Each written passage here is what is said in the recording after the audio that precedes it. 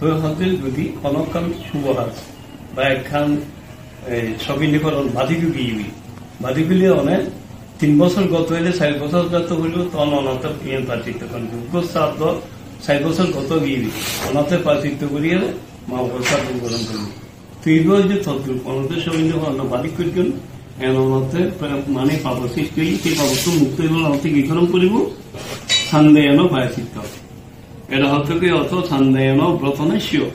সর্বপাপ ক্ষয়ায় অনেক জননে শুদ্ধেন ব্রতার্য চরণশক্তি সান্দেয়ন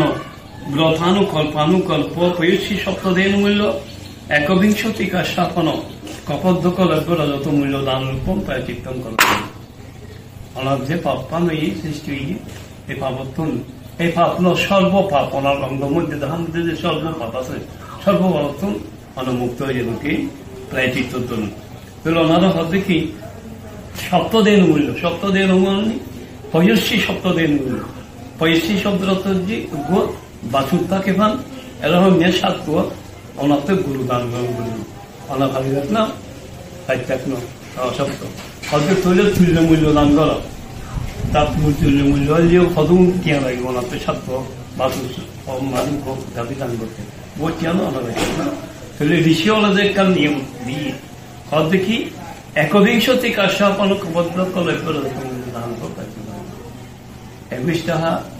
মানে উৎসর্গ করি না 21 টাকা মানে দক্ষিণ করি ঠিক আছে তাহলে আমি এই ইয়াই তো রাজিয়াসন